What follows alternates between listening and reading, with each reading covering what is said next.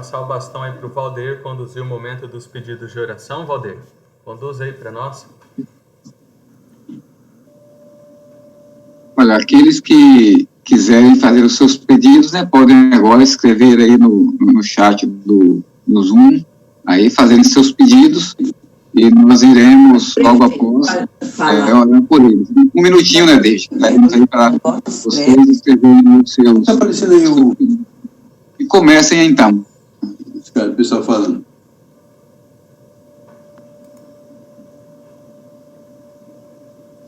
Olá.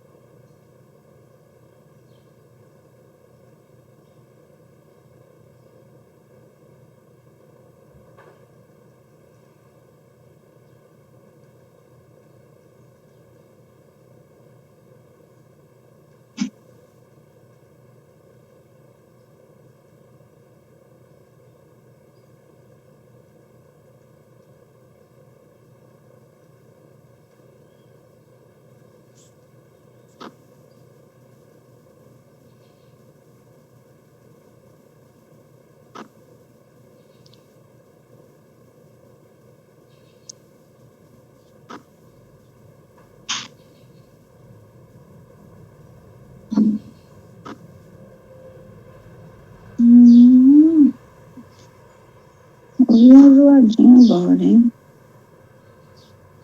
Agora vai dar pra ver.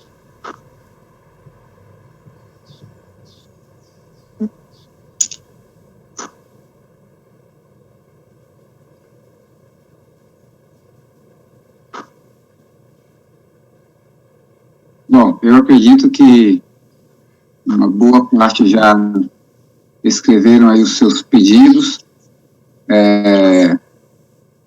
Nós temos aqui o pedido do Luciana, que disse que ore pela vida missionária da igreja, né? Temos o outro aqui que está pedindo orar por Ronaldo e Carmen na restauração do casamento, né? Uma Célia. Peço oração pelos líderes da igreja do mundo inteiro, foi eu que pedi. O David está pedindo que os irmãos oremos por nossa nação, inclusive pelo processo eleitoral desse ano. Nosso Deus guie nossas escolhas e feliz a nação cujo Deus é o Senhor. Continuo pedindo oração à Sâmara, né, pelo Pedro, pai da minha amiga Núbia, que está com câncer bem avançado, pela cura física e também pelo abrir do seu coração para a mensagem verdadeira. Também peço que oremos por nossos irmãos que também estão com outras doenças. A Aline está agradecendo a Deus aqui pela noite maravilhosa, pelo sono, e o pedido dela nesta manhã é pela igreja e pelas famílias, pelos relacionamentos conjugais, que o Senhor derrama sobre a bênção sobre cada um deles e esse grupo, e pelos jovens que estão desanimados na fé. Bom dia, meu nome é Gilva, mesmo. Peço oração pelo Gilvana, peço o reavivamento dos idosos e a saúde da igreja por um todo. Queridos, enfim, que nós temos inúmeros pedidos de oração, Então vamos orar, né, Deide? Quem vai fazer essa oração, Deide? Eu já te convidei, você convida agora outra pessoa. Eu vou pedir aí, então, o pastor, né, que acredito que ele está meio ocupado, que ele faça oração por esses pedidos, pastor. Aproveita aí e compartilha conosco esse momento de oração. Vamos orar? Vamos agradecer a Deus, né? Maravilhoso Deus, querido Pai Celestial, muito obrigado, Senhor, porque esta manhã acordamos com vida, e esse é o motivo de agradecimento a Ti. Por isso aqui estamos rendendo louvores, te agradecendo porque Tu tens até aqui nos conduzido com Tua mão poderosa. Nesse momento, nós queremos te pedir uma bênção especial sobre todos os pedidos que aqui foram feitos, aqueles que pedem por saúde. Sabe, Senhor, que a Tua palavra está cheia de promessas maravilhosas, e uma delas é o Salmo 103, 3, que diz assim: eu sou o Senhor Deus, que perdoa todas as tuas iniquidades e que saro todas as tuas enfermidades. Nesse momento, eu quero apresentar diante de Ti todos esses pedidos e todas as pessoas, nossos irmãos e irmãs, que se encontram enfermos fisicamente, e até mesmo aos olhos humanos parece não ter solução, mas Tu és o Deus que sara todas as enfermidades. Por isso nós queremos colocar essas pessoas que estão com problema físico, para que Tu coloque a Tua mão poderosa sobre elas, e trazendo não somente a cura física sobre ela, mas a paz e a certeza de um Deus maravilhoso que sempre está com ela. Também pedimos em prol daquelas pessoas que estão necessitando de cura emocional, que Tu seja o grande psicólogo que traga alívio, traga paz ao coração e a certeza de um Deus que está sempre nos conduzindo. Pedimos pela vida da igreja, para que ela possa, nesses últimos dias, despertar cada vez mais para a missão. E nós queremos entregar todas nossas famílias da igreja em Tuas santas mãos, pedindo que Tu possa, mais um dia, derramar bênção sobre cada uma delas, para que essas famílias possam prosperar, possam estar unidas e consagradas, possam fazer uma igreja avançar, cumprindo a missão aqui na terra. Esteja conosco também na meditação que iremos fazer nesse momento. Use mais uma vez o irmão Enoque na condução desse estudo, em nome de Jesus. Amém.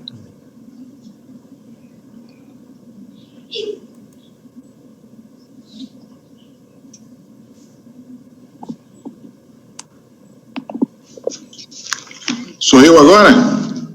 Vamos contigo, amigo. Maravilha. Eu havia dito aí no início, né, agora que nós temos aí mais pessoas,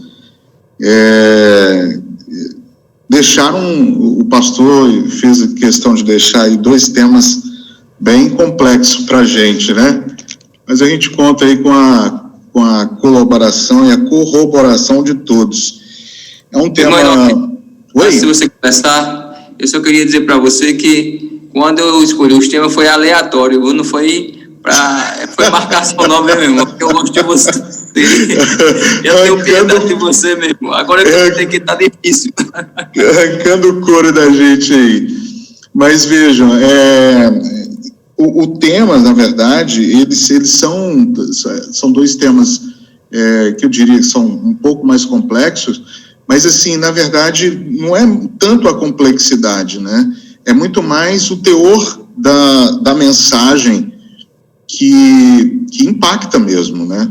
Eu acho que nós estamos vivendo dias que realmente nós temos que nos preparar, porque a mensagem, até pelo fato, né, da característica impopular da mensagem, a gente já percebe que ela tem características muito verdadeiras e muito plenas, né, de verdade. Não, elas estão carregadas de verdade. E a gente não quer assustar ninguém, né? A igreja não quer assustar ninguém com essa mensagem, muito pelo contrário. A igreja quer nos fortalecer com essa mensagem. Por isso, não se assuste com a mensagem. Nós temos muito mais motivos para nos animar e nos fortalecer do que ficar com medo e assustados com essa mensagem. Então, tendo dito isso, eu gostaria de pedir aos irmãos que abram suas Bíblias em 2 Timóteo, capítulo 3, verso 12. Abra aí sua Bíblia, por favor, para nós começarmos a meditar um pouco sobre esse tema. Eu fiquei destinado com o capítulo 6 e o capítulo 7, né, dos eventos finais, e a gente tem como texto base para o início dessa mensagem, 2 Timóteo capítulo 3, verso 12. Vamos curvar as nossas frontes ao abrir a palavra de Deus, pedir a iluminação do Senhor. Santo Pai, agradecemos ao Senhor, porque o Senhor é bom o tempo todo, e o Senhor nos quer muito bem. Deseja que abramos os nossos olhos e acordemos, quem sabe, de um sono que estamos dormindo como se nada estivesse acontecendo ao nosso redor. Por favor, Senhor Deus, nos desperte e ajude-nos a trabalhar com afinco para que o Senhor logo venha. Dá-nos a tua paz, ilumina-nos nesta manhã, te oramos em nome de Jesus. Amém. Pois bem, 2 Timóteo, capítulo 3, verso 12, diz assim: Ora, todos quantos querem viver piedosamente em Cristo Jesus serão perseguidos. É forte, mas é verdade. É a Santa Escritura dizendo isso. Todos, né? Não limita aqui, um grupo vai ser perseguido, ou um pequeno grupo vai ser perseguido, ou só um grupo mais específico vai ser perseguido. Aqui diz: todos quantos querem viver piedosamente em Cristo Jesus serão perseguidos. E isso não deve ser considerado uma maldição, tá? Eu gostaria de pedir ao Ribeiro que abra a sua Bíblia aí em Mateus capítulo 5, versos 10 ao 12. Aí nós temos uma promessa. A perseguição jamais pode ser considerada uma desgraça, e nem deve ser temida, pois Cristo pronunciou uma bênção sobre os que sofrem. Essa bênção está em Mateus capítulo 5, versos 10 ao 12. Ribeiro, que nos ouve, você pode ler, por favor, esse texto para nós? Tudo bem. Bom dia. Verso 10 diz assim: Bem-aventurados os perseguidos por causa da justiça, porque deles é o reino dos céus. Bem-aventurados sois quando por minha causa vos injuriarem e vos perseguirem e, mentindo, disserem todo mal contra vós. Regozijai-vos e exaltai, porque é grande o vosso galardão nos céus, pois assim perseguiram aos profetas que viveram antes de vós. Maravilha, muito obrigado, meu amigo. Deus te abençoe. Irmãos, então veja, não há motivos para nós nos desesperarmos. Bem-aventurado é o mesmo que dizer feliz. Então, se você sofrer algum tipo de perseguição por conta do nome de Cristo, saiba que você vai ser feliz. Tenha a convicção que você vai ser feliz. Deus deseja fazer uma grande obra através de nós, e sofrer perseguições vai ser uma bênção para nós, né? Nós seremos bem-aventurados, ou seja, nós seremos felizes. E é interessante que quando nós lemos o Espírito de Profecia, o livro especificamente Atos dos Apóstolos, a gente vê Paulo com sede de querer sofrer por Cristo. Eu não sei se Paulo estava com essa sede de querer sofrer por Cristo, porque ele antes era um perseguidor e fez tanto sofrerem, né? Ele viu Estevão ser apedrejado, mas fato é que Paulo sentia prazer nas perseguições que ele sofria em função da pregação do reino eterno e em função de pregar a Jesus como seu salvador pessoal. Bom, tendo dito isso, a gente dá uma mordida e assopra, né? A mordida é ficar sabendo que todos que querem piamente seguir e viver com Cristo padecerão perseguição. E o sopro é as bênçãos que nós vamos receber. Nós vamos receber mais soprinhos aí para frente, quando a gente falar especificamente da proteção de Deus. Mas tendo dito que nós vamos sofrer perseguição, é muito importante saber de onde virá essa perseguição.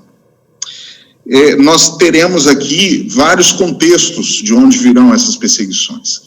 Mas o que mais me entristeceu, amados irmãos, é saber que a maior perseguição virá de futuros apóstatas que eram irmãos nossos fiéis, que trabalharam junto conosco nas fileiras para salvar as pessoas do pecado e guiar no serviço. E, infelizmente, estas pessoas se tornarão os nossos piores perseguidores. A Ellen White diz assim: esses apóstatas hão de manifestar, então, mais acerbada inimizade, fazendo tudo quanto estiver ao seu alcance para oprimir e fazer mal aos seus antigos irmãos, e excitar indignação contra eles. Esse tempo se acha justamente diante de nós.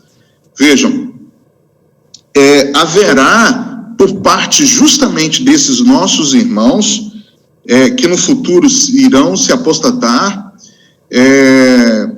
em função da semente ter caído, né, não ter caído em terra fértil, ela não vai criar raízes, ela não vai frutificar, e muitos dos nossos irmãos irão apostatar. Até também porque, diante de uma mensagem tão impopular, muitos não vão conseguir fazer as escolhas corretas, né? Então, é importante a gente saber disso, irmãos, até para que nós nos preparemos, porque poderá ser um de nós.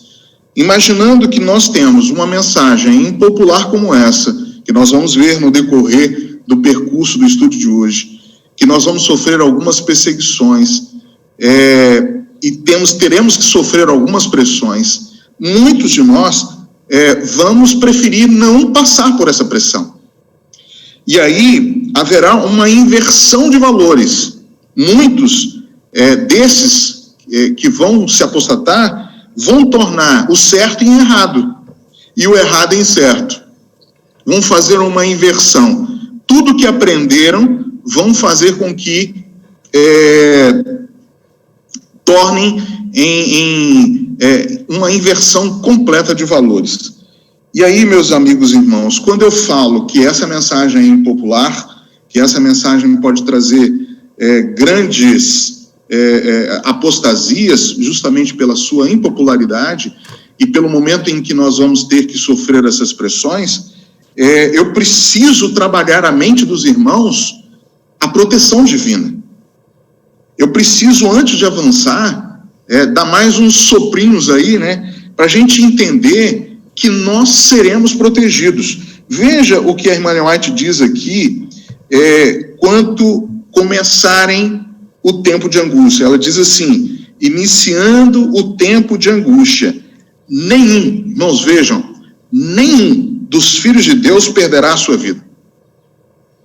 Iniciando o tempo de angústia, nenhum dos filhos de Deus perderá a sua vida, sendo milagrosamente guardados e cuidados pelo Senhor e seus anjos. Vejam que maravilha de texto. Eu gostaria de convidá-los a ler comigo também Apocalipse capítulo 3, verso 10. Apocalipse 3, verso 10, diz assim: porque guardaste a palavra da perseverança, também eu te guardarei da hora da provação que há de vir sobre o mundo inteiro para experimentar os que habitam sobre a terra. Queridos irmãos, que mensagem divina de expressão de tranquilidade, de força, de vigor, para enfrentarmos o que teremos que enfrentar logo adiante. E basta dizer que é logo adiante mesmo. Nós estamos na iminência desses acontecimentos, nós estamos vendo a natureza gemer, né, com gemidos aí terríveis de assolação, mas nós muitas vezes estamos esquecendo que o fim se aproxima.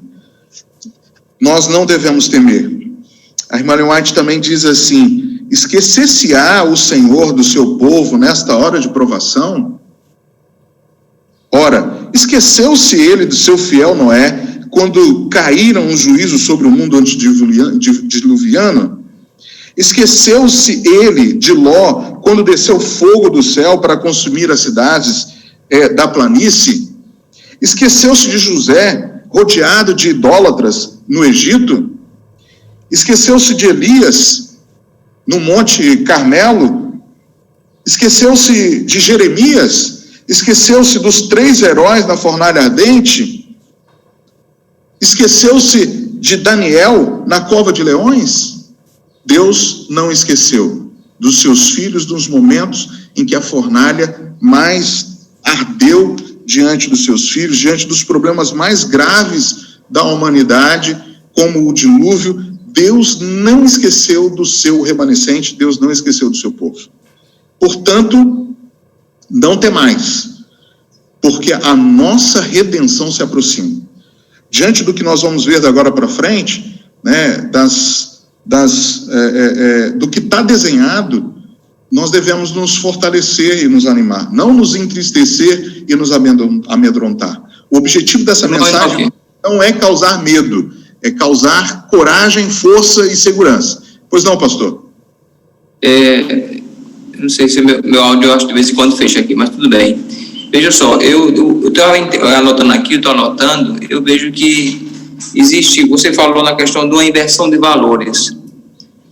Hoje existe uma inversão de valores, tanto no mundo, com seus conceitos de moralidade, com relação a doutrinas, do lado do mundo. E hoje existe também uma inversão de valores dentro da igreja, porque, às vezes, hoje, eu diria, não se prega mais o evangelho como se pregava antigamente.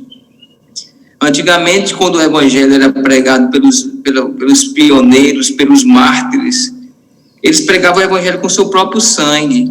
Hoje se prega um evangelho sem cruz, hoje se prega um evangelho sem sacrifício, sem renúncia. É um evangelho fácil.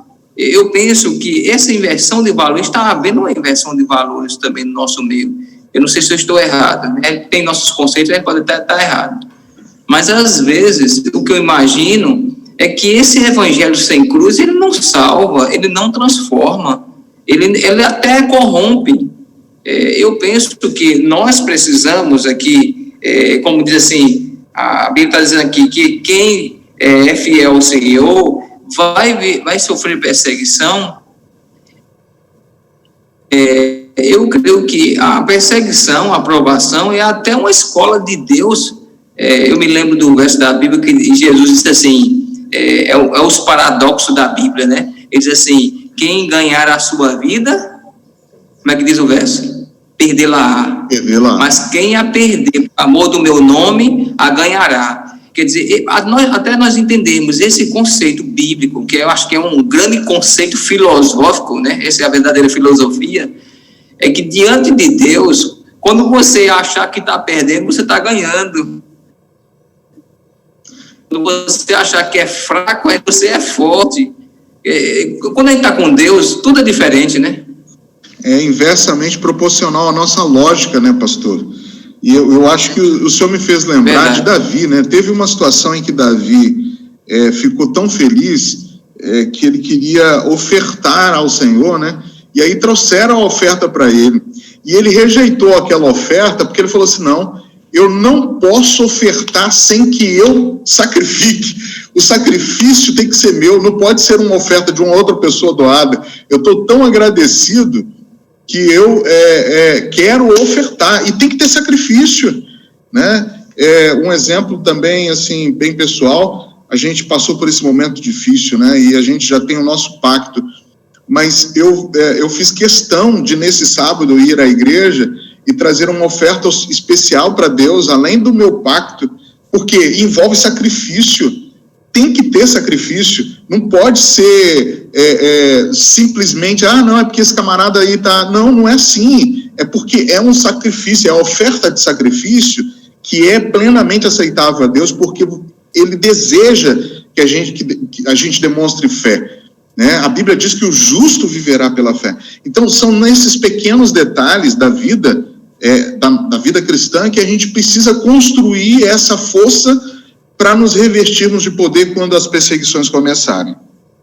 Muito obrigado pela participação, e também todos que estão nos ouvindo, sintam-se à vontade para participar também. É um espaço aberto para todos, né? Obrigado, pastor. Bom, tendo fortalecido os irmãos com esse conceito de que Deus vai nos proteger e que nós precisamos avançar rumo a essas características de oferecer um sacrifício de oferta de sacrifício ao Senhor, e acreditando que Ele vai sempre nos cobrir de mais bênçãos, a gente avança para o tema. E um dos tópicos aqui é o dia de repouso como ponto focal. Bom, nós precisamos saber o que é o sábado e o que é o domingo. Sábado, selo de Deus. Domingo, sinal da besta. E aí, meus amados, a gente começa a entrar num contexto de perseguição. Abra sua Bíblia, por favor, em Apocalipse capítulo 12.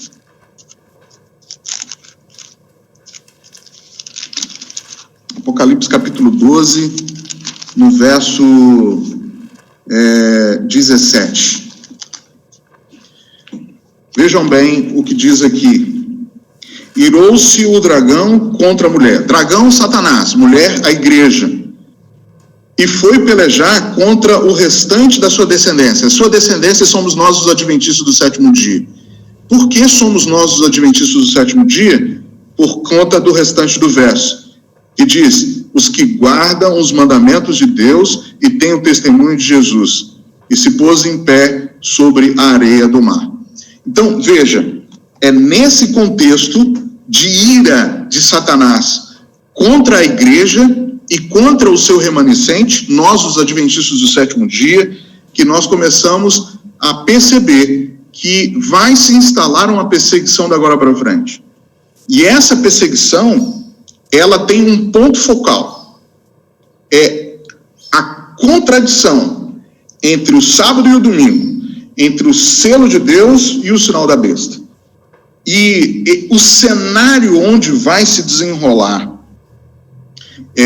basicamente, esse ambiente propício para perseguição, ele se dá basicamente nos Estados Unidos da América.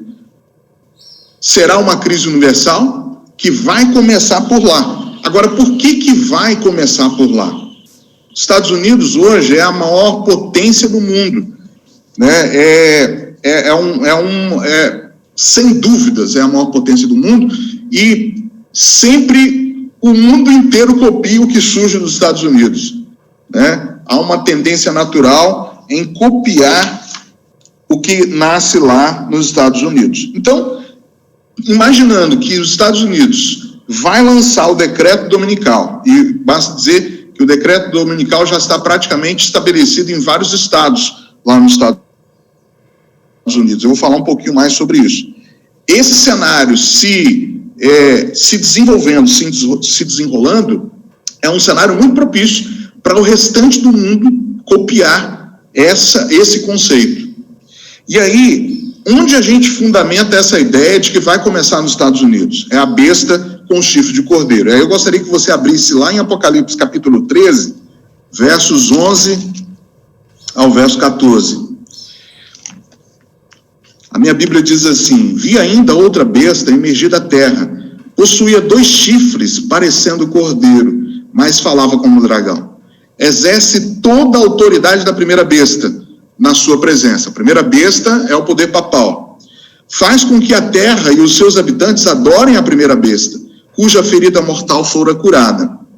Também opera grandes sinais, de maneira que até fogo do céu faz descer à terra diante dos homens. Seduz os que habitam sobre a terra, por causa dos sinais que lhe foi dado executar diante da besta, dizendo aos que habitam sobre a terra que façam uma imagem à besta, aquela que ferida a espada sobreviveu.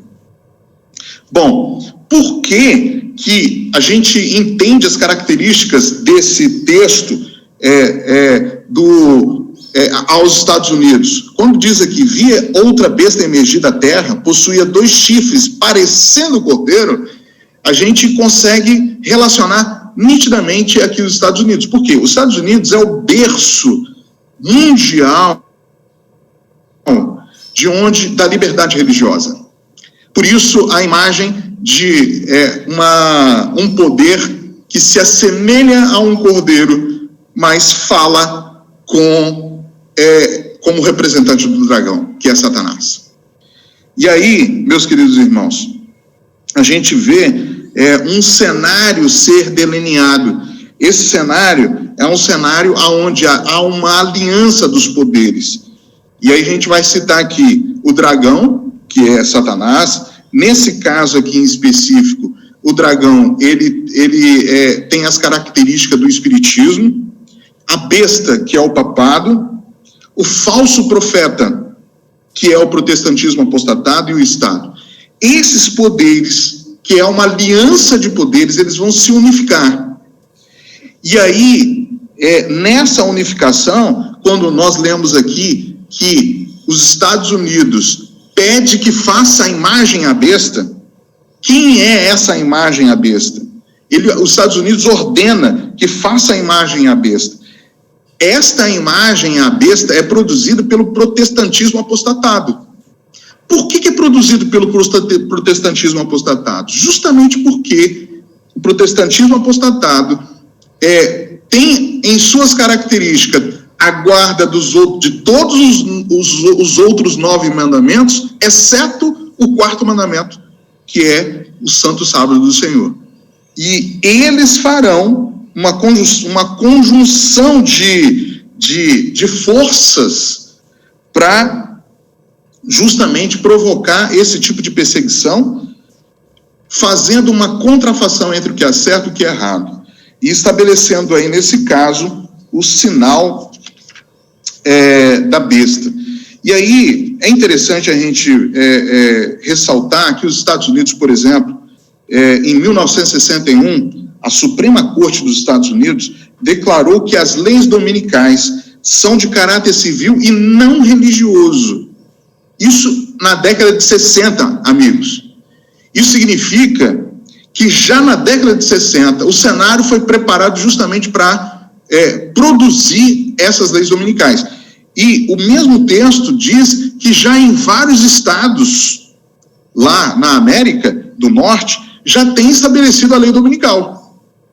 Né? O dia como uma referência de repouso e de guarda, o domingo.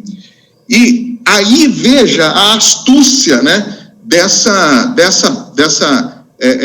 besta que tem semelhança de cordeiro, né? Porque veja como que eles conseguem inverter a lógica das coisas, dizendo que agora as leis dominicais são de caráter civil e não religioso. Porque se fosse de caráter religioso, eles estariam ferindo a própria Constituição deles.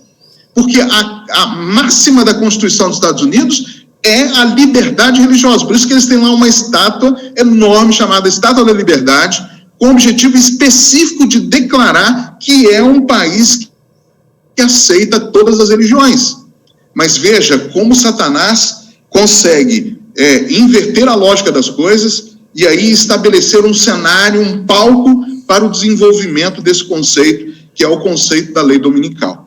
Quando esse cenário estiver plenamente estabelecido, isso está muito próximo de acontecer, e inclusive em alguns estados, aqui também no Brasil, tem isso muito bem definido. O Estado do Espírito Santo, por exemplo, é proibido abrir comércio, qualquer outra atividade não fundamental no dia do domingo. Pra você ter uma ideia, por exemplo, eu conheço bem lá, né, porque minha esposa é de lá, em Colatina, por exemplo, tem os supermercados que querem abrir.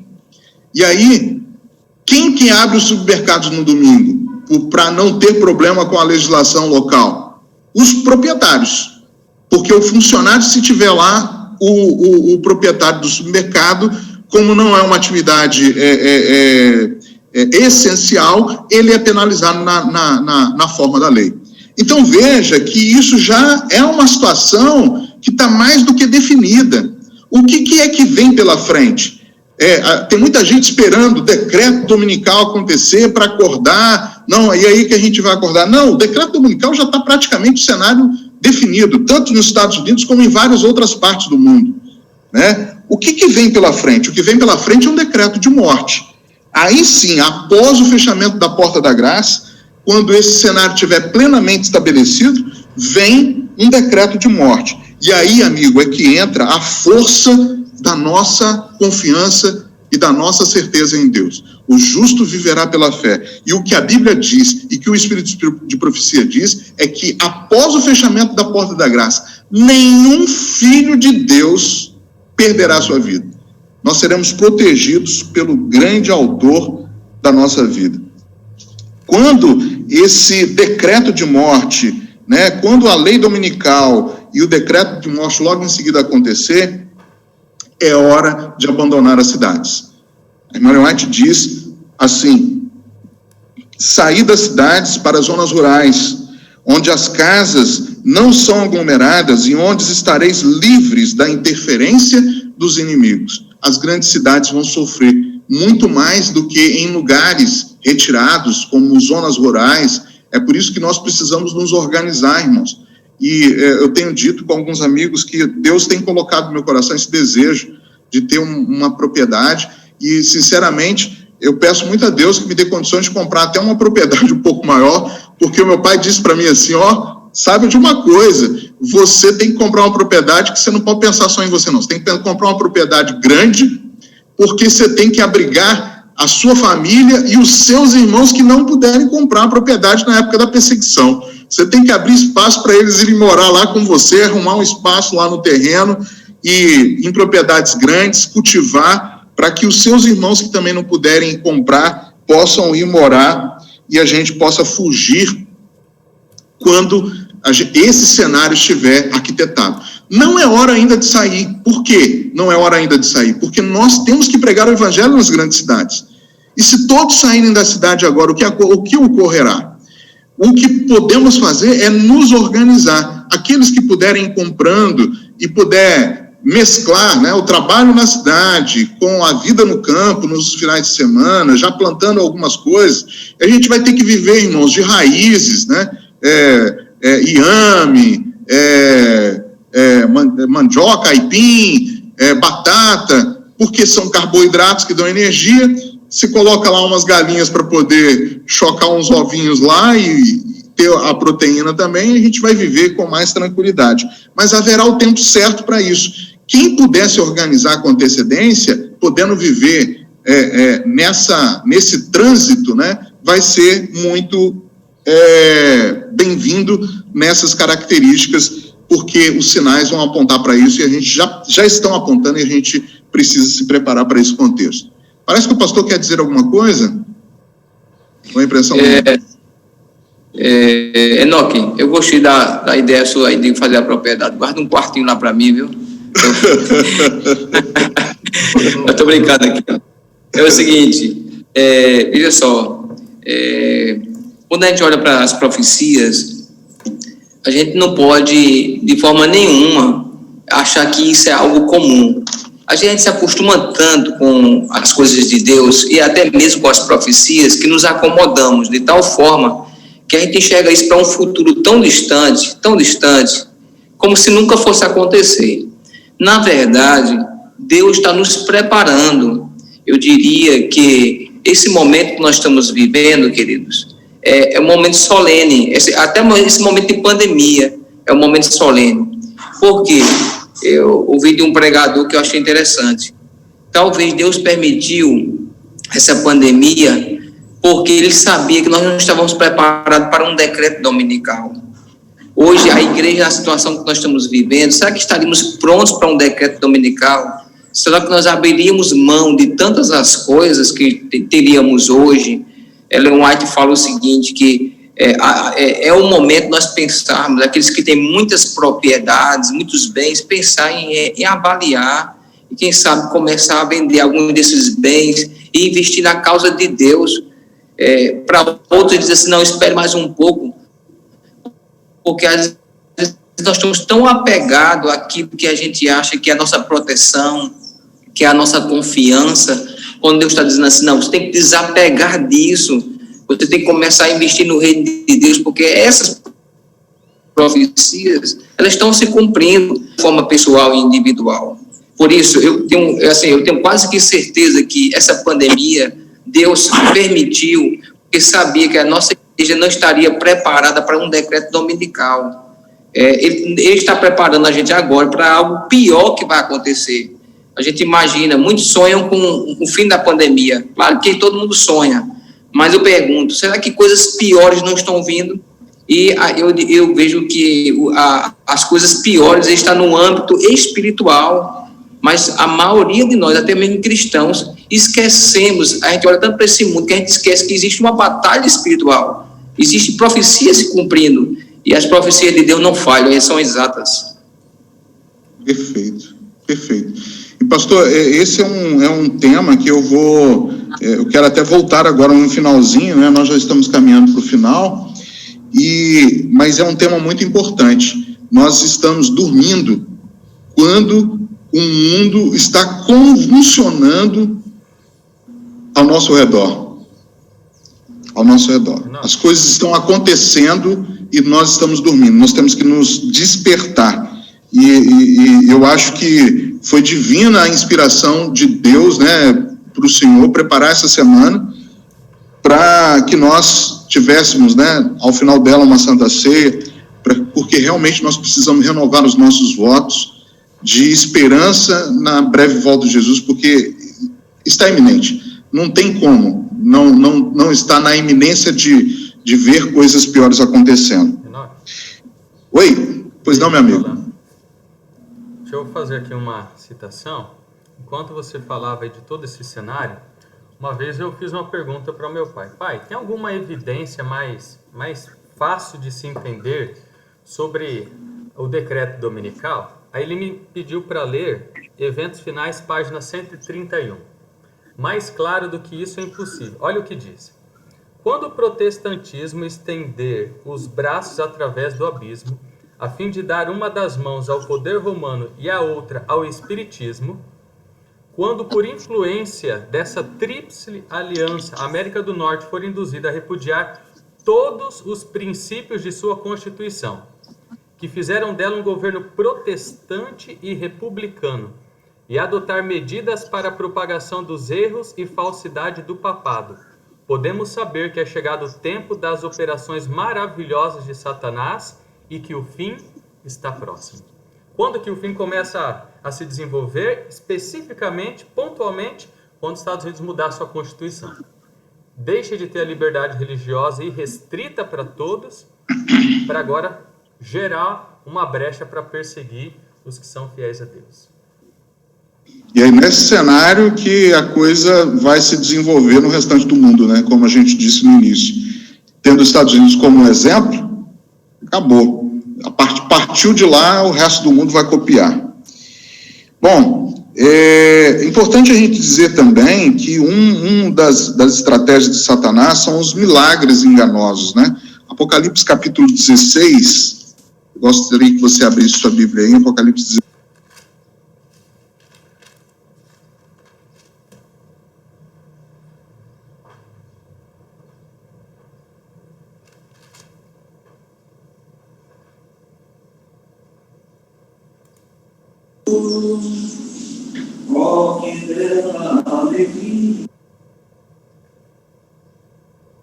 Eu acho que o seu fone está fechado, irmão Enoque.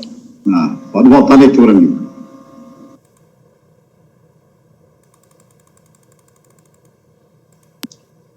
Abriu? Agora sim. Pronto. Bom, vamos então voltar à leitura aqui. Apocalipse 16, verso 13 e 14, diz: Então vi sair da boca do dragão, da boca da besta e da boca do falso profeta, 3 espíritos imundos semelhantes a rãs.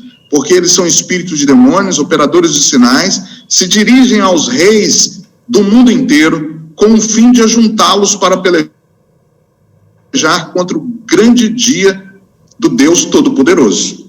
Então, veja, é nesse cenário que começa aí a relação dos milagres. Mateus 24, verso 24, também diz assim, porque surgirão falsos cristos e falsos profetas, operando grandes sinais e prodígios para ganhar, se possível, os próprios eleitos. Queridos, é nesse contexto que a gente vê aqui também em Apocalipse 13, verso 13. Vamos rapidamente aqui. 13, verso 13 e 14. Também opera grandes sinais, de maneira que até fogo faz descer do céu, faz descer a terra diante dos homens. Seduz os que habitam sobre a terra por causa dos sinais que lhe foi dado executar diante da besta, dizendo aos que habitam sobre a terra que façam imagem à besta, àquela ferida espada que sobreviveu.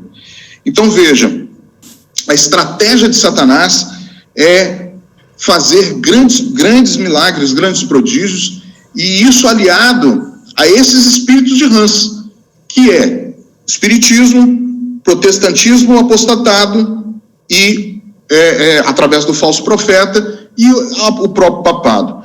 E aí, meus queridos irmãos, mediante dois grandes erros, eles vão propagar a teoria deles, que é a imortalidade da alma e a santidade do domingo.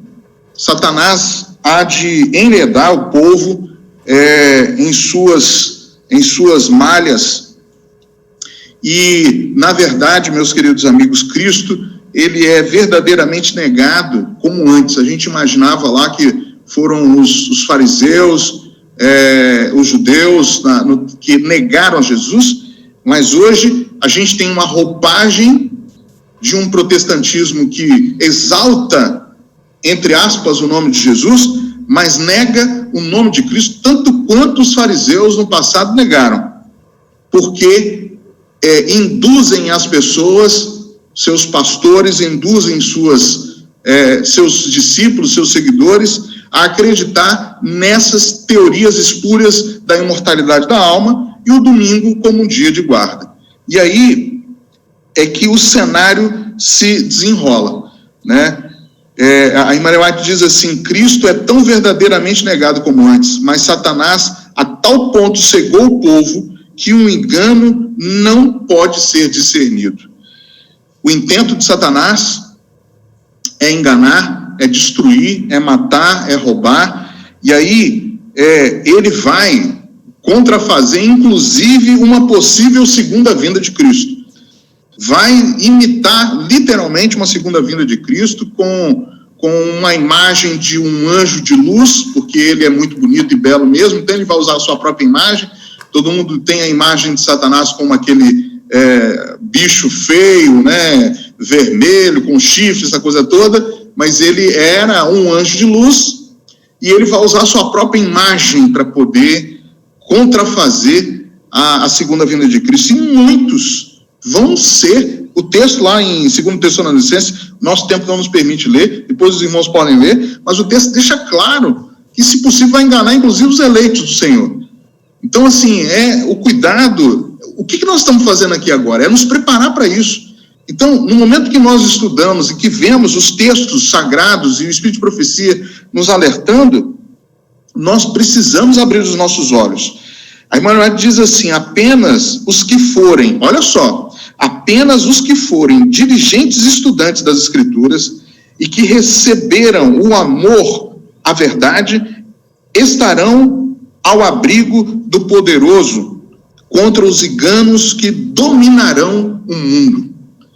Então, apenas aqueles que estiverem alicerçados na palavra, seguros na palavra de Deus, com o amor à verdade, vão conseguir prevalecer aos enganos de Satanás.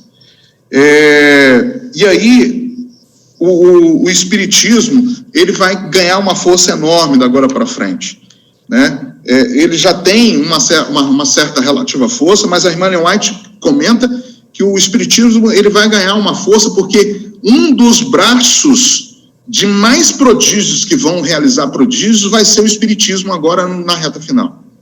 E a gente já vê por aí alguns milagres de algumas cirurgias espíritas que acontecem, que é uma coisa impressionante, né? Os camaradas abrem o corpo do indivíduo com a mão, de forma impressionante, aquilo é filmado, arranca tumor. Vão ser, da agora para frente, o cenário de Satanás para poder iludir as pessoas acharem que aquilo ali é o contexto real de Deus realizando milagres através desses indivíduos. Mas a palavra de Deus, devidamente compreendida, irmãos, e aplicada, é uma salvaguarda contra o espiritismo e contra os enganos de Satanás. Eu gostaria de encerrar com a seguinte citação. A fuga de emergência, quando a lei dominical for editada, é hora de sair para as cidades, diz a irmã Ellen White. Nós precisamos nos preparar antes, com antecedência. Como o pastor lembrou, nós parecemos que estamos num sono letárgico, né? Eu acho que Deus, várias vezes, deu sinais de que segurou os 4 ventos da terra, justamente porque existe um povo que ele ama, e que somos nós, né? Não falo como um orgulho ou como prepotência, mas é justamente o povo que segue o caminho da verdade e que tem o sábado como o sinal de Deus para esse tempo do fim. E aí Deus sabe que tem um povo que está dormindo, que precisa acordar. Irmãos, agora em março, o Papa Francisco, ele tinha preparado uma reunião com as nações do mundo. Qual era o objetivo dessa reunião com as nações do mundo? O objetivo era traçar metas para que o mundo pudesse ter um descanso semanal em função da natureza que está clamando, que está urgindo. Esta era a pauta dele agora em março.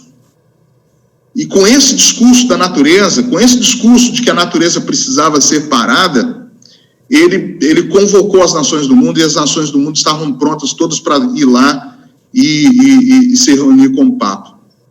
Mas o cenário do decreto dominical estava sendo desenhado nesse momento.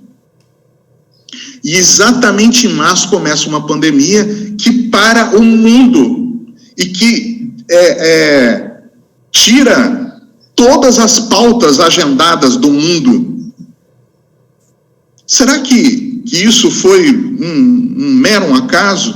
Ou será que não foi a plena misericórdia de Deus agindo para que agora, nos tempos finais, nós pudéssemos abrir os nossos olhos e ele parar o mundo com essa pandemia como parou, para que nós pudéssemos abrir os olhos e ver que nós precisamos acordar.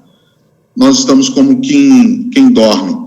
Nós precisamos acordar diante dos fatos que estão acontecendo ao nosso redor e esperançar mais sobre a volta de Jesus, agindo, seja fazendo sacrifícios mais para a obra do Senhor, dedicando mais tempo para a obra do Senhor e agindo com rigor para o fim que se aproxima, porque a nossa redenção também se aproxima.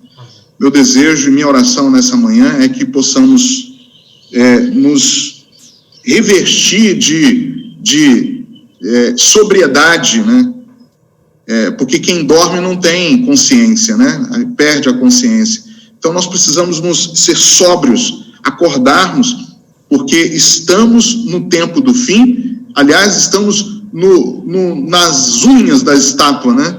Lá de Nabucodonosor, onde uma pedra sem auxílio de mãos é recortada e destrói os reinos da terra para estabelecer o reino de Jesus.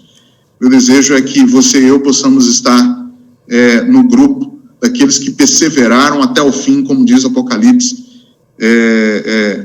dos que temem, né, e guardam os mandamentos de Deus.